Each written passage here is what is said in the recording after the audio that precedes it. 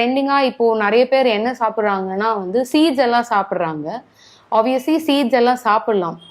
when it comes to chia seeds இல்லை sabja seeds அப்படின்னு பார்த்தீங்கன்னா ட்ரிங்கோட மிக்ஸ் பண்ணி குடிக்கிறது, இல்லை லெமன் ஜூஸஸோட மிக்ஸ் பண்ணி குடிக்கிறது, புட்டிங்கில் போட்டு சாப்பிட்றது, இது மாதிரிலாம் இருக்குது.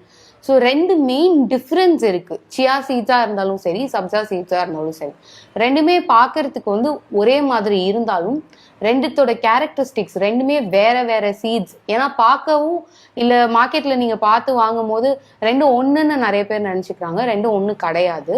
சப்ஜா சீட்ஸ் அப்படின்றது பார்த்தீங்கன்னா வந்து பேசல் சீட்ஸ்ன்னு சொல்லுவோம். துளசி இலையோட விதையிலேருந்து வர்றது தான் வந்து சப்ஜா சீட்ஸ். அதே வந்து சியா சீட்ஸ் அப்படின்னு நீங்கள் பார்த்தீங்கன்னா வந்து அது இந்தியன் ஆரிஜின் கிடையாது, it's a Mexican origin actually. So ரெண்டுத்துக்கும் இருக்க டிஃப்ரென்ஸ் என்னன்னு பார்த்தோம் அப்படின்னா ரெண்டுமே ஹீட் கம்மி பண்ணுறதுக்கும் பாடியோட கூலிங் எஃபெக்ட்க்கும் ரொம்ப ஜாஸ்தி ஒர்க் ஆகும்.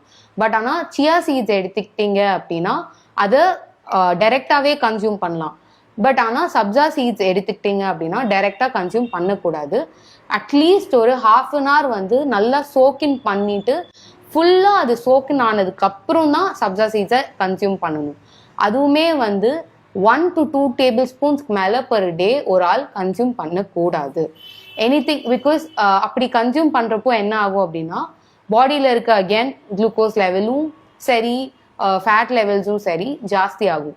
when it comes to sabja seeds ஸ்பெஷலாக பார்த்தோம் அப்படின்னா it has a very peculiar effect on பிளட்ல ஜாஸ்தி எஃபெக்ட் இருக்கும். என்ன பண்ணும் அப்படின்னா அதோட கிளாட்டிங் ஃபேக்டர் வந்து கம்மி பண்ணிடும்.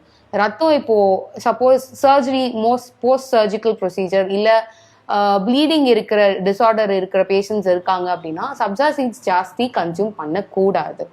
சப்போஸ் நீங்கள் கூலிங்காக கன்சியூம் பண்ணுறீங்க அப்படின்னா அதை மேக்ஸிமம் ஒரு 1 to 2 tablespoons தாண்டி கன்சியூம் பண்ணாதீங்க.